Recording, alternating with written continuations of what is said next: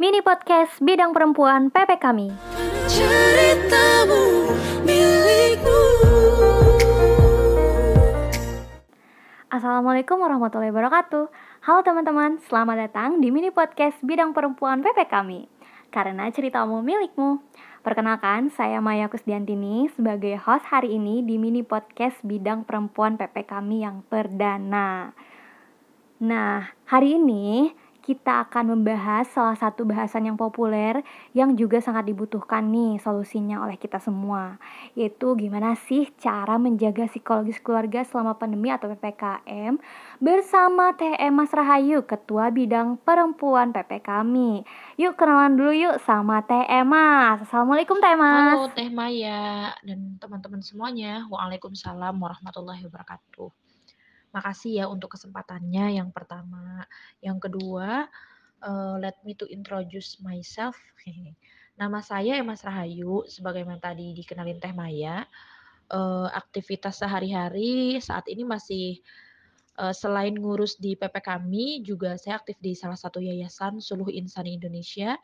Terus juga masih jadi dewan pengawas di Yayasan Nirunabi. Terus juga ya masih ngaji di beberapa majelis taklim di Bojonggede. Luar biasa memang TM Mas ini ya. Langsung aja ya Teh. Nah menurut TM Mas sendiri, apa sih atau gimana sih pengaruh dari pandemi atau PPKM ini terhadap psikologis keluarga? Pasti dong ada pengaruhnya kan? Nah menurut Emas gimana nih? Apa ya mengenai kondisi PPKM sekarang yang tentunya memang telah banyak merubah kondisi dan paradigma kita gitu ya.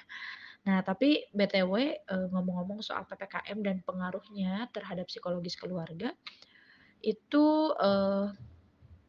jelas itu ada pengaruhnya. Kenapa saya katakan demikian?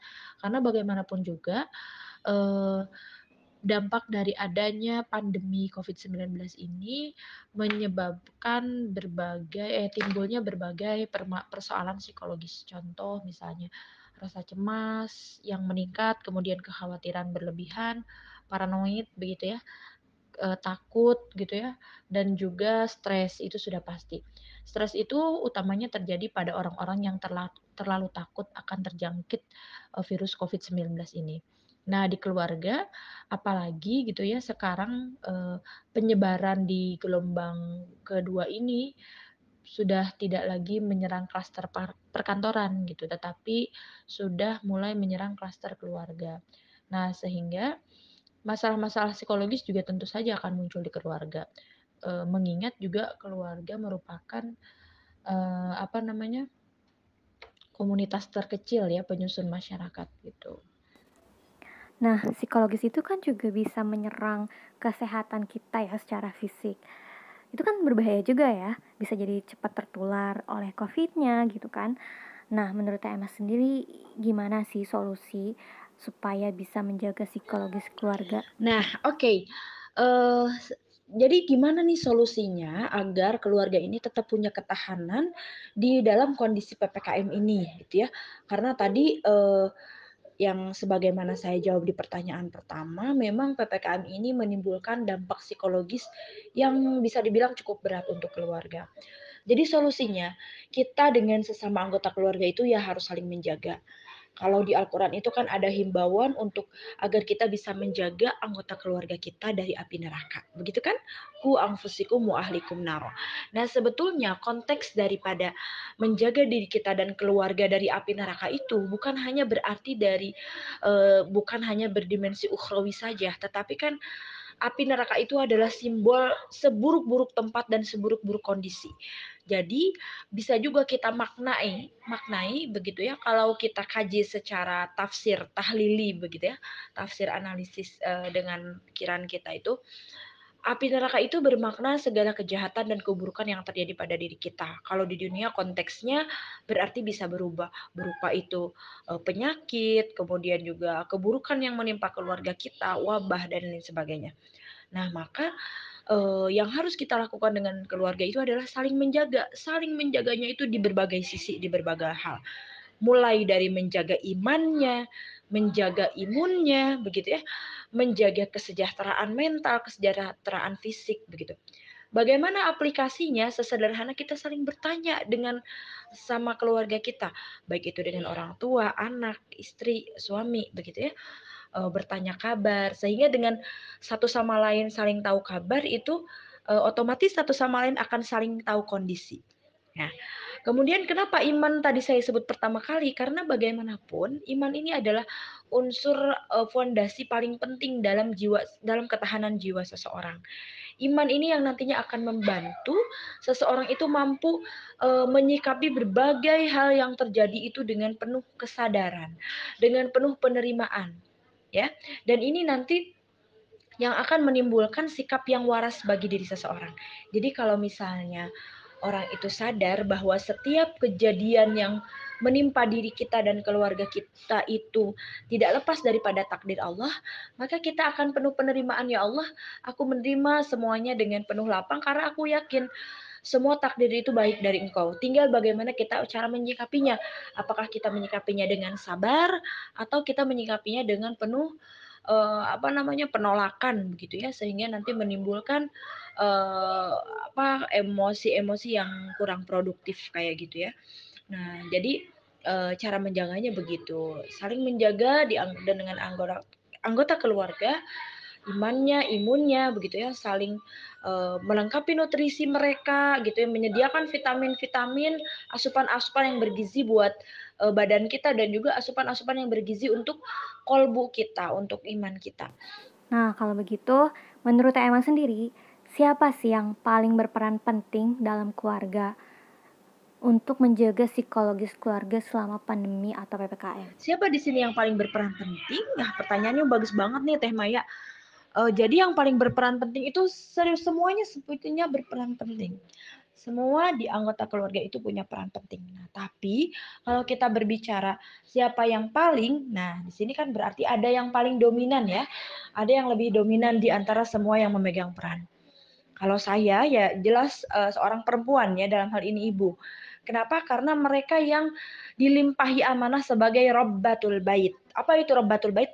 Pengurus rumah tangga. Biasanya kalau seorang ibu itu dia menjadi manajer di rumah tangganya, di keluarganya gitu ya. Nah, saya teringat dengan satu pesan yang pernah disampaikan oleh Bu Nurul Hidayati saat beliau menjabat sebagai Ketua Umum PP Salimah, pengurus PP Salimah. Beliau itu pernah mengilustrasikan bahwa seorang perempuan itu, seorang istri atau seorang ibu itu dia laksana terminal energi untuk semua seisi anggota rumahnya. Karena ketika suaminya berjuang keluar rumah, kemudian anaknya juga pergi berjuang ya, baik itu dengan tugas belajar atau apapun itu keluar rumah, mereka menghabiskan energi yang sangat banyak untuk itu. Dan ketika mereka pulang ke rumah, itu harus dipastikan mereka dalam kondisi yang terisi ulang energinya. Nah, jadi mereka ketika kembali ke rumah itu mereka mendapatkan penyegaran, energi yang bertambah karena orang yang ada di rumahnya, seorang ibunya, seorang perempuannya itu bisa memberikan kasih sayang yang cukup begitu ya, memberikan bekal-bekal yang cukup baik itu bekal kasih sayang ataupun makanan yang bergizi begitu ya, pikiran yang tertata, sikap yang hangat begitu ya, hati yang tulus gitu. Nah, itu penting.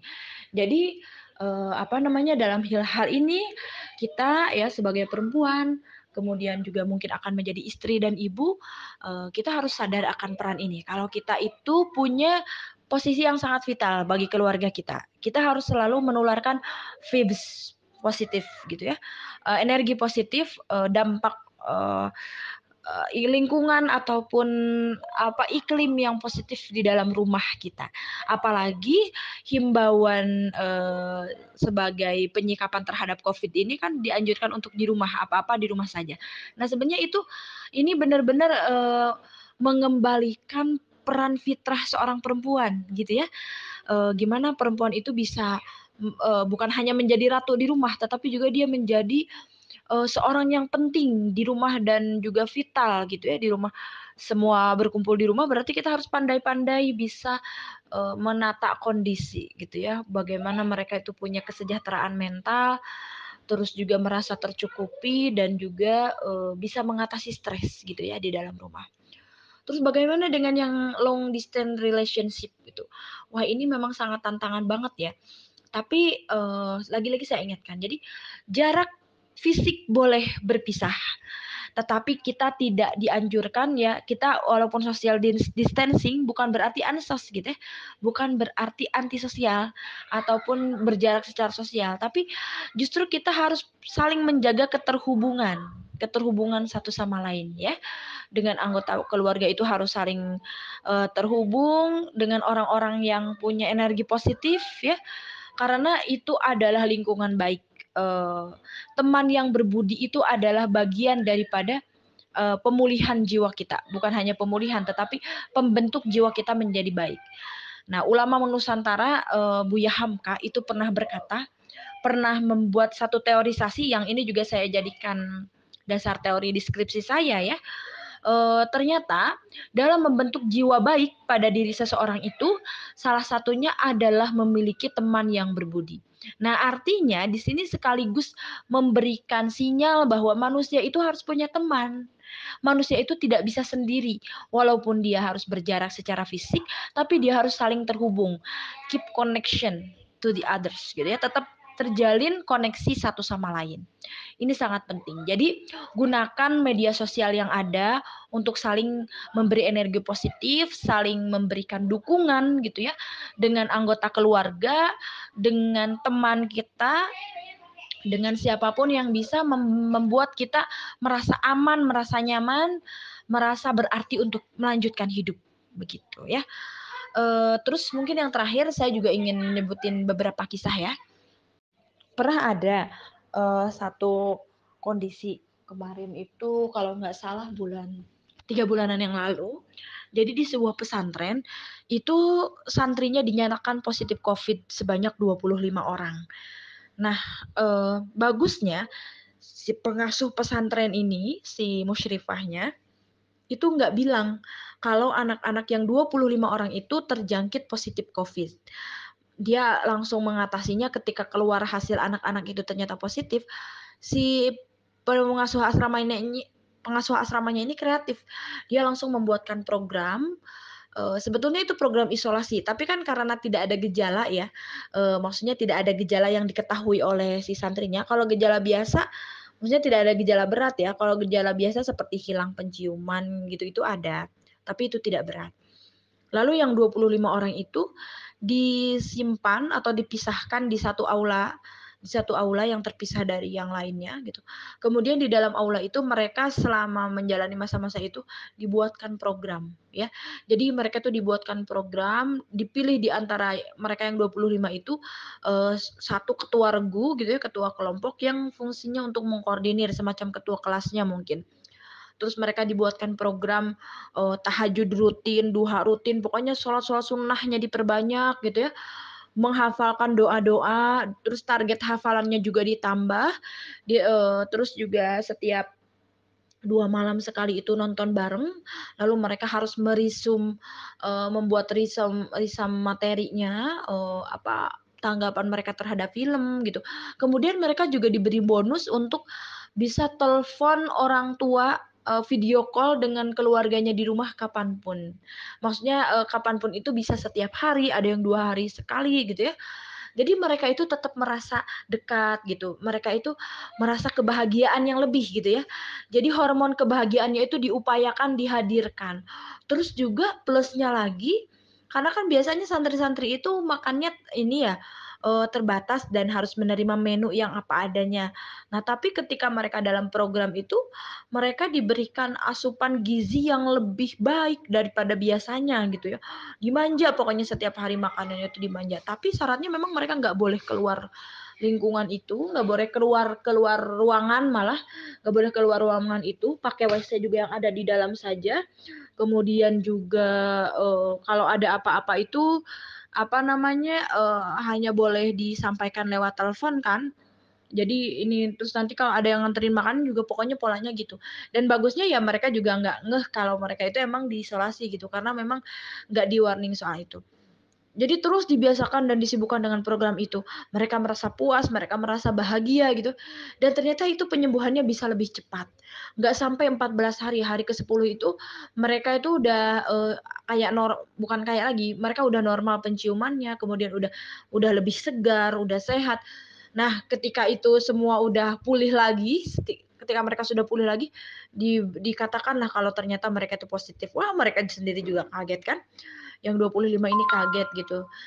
Ini adalah bentuk dari bukti, bagian dari kecerdasan si pengelola asrama gitu ya, dan terbukti bahwa ternyata menyikapi penyakit itu harus bahagia, harus tenang gitu ya, nggak boleh kepikiran terus gitu. Jadi, di sini juga sekaligus memberi peringatan kepada kita, betapa dampak psikologis, betapa kondisi psikologis seseorang itu punya dampak yang sangat besar terhadap kesehatan fisik kita, gitu ya. Saya juga selama 4 tahun belajar konseling, psikologi konseling itu, belajar banyak begitu ya tentang bagaimana kondisi psikologis itu menjadi peran yang sangat vital dalam kondisi fisik kita, kondisi mental gitu ya. Makanya kan, kalau kita itu ya, kalau seorang negarawan itu nganalisis ini ya, nganalisis lagu Indonesia Raya itu kan, "Bangunlah jiwanya, bangunlah badannya." Nah, yang dimaksud jiwa ini adalah mentalitas gitu ya, mental begitu. Mentalnya ini harus bagus, harus tertata, dan harus merasa sejahtera, gitu. Wallahu a'lam bishawab. Mudah-mudahan bermanfaat dan, sampai jumpa lagi di sesi yang akan datang. Karena ceritamu milikmu. Assalamualaikum warahmatullahi wabarakatuh. Saya kembalikan lagi pada Teh Maya. Terima kasih Teh Maya dan teman-teman. Wah, sungguh menginspirasi sekali Teh Emas ceritanya. Dan dari pemaparan Teh Emas tadi, ternyata perempuan memang sangat memiliki peranan penting di keluarga ya, untuk menjaga psikologis keluarga selama pandemi atau PPKM. Semoga dari pemaparan tadi bisa bermanfaat bagi kita, bisa kita praktekkan di rumah supaya kita bisa tetap menjaga kesehatan keluarga. Mungkin cukup sekian ya mini podcast perdana bidang perempuan PP kami.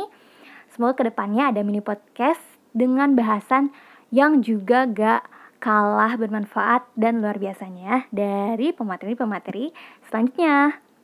Mohon maaf nih apabila banyak kesalahan di mini podcast pertama. Saya Maya Kusdiantini sebagai host. Mohon undur diri. Assalamualaikum warahmatullahi wabarakatuh. Karena ceritamu milikmu. Ceritamu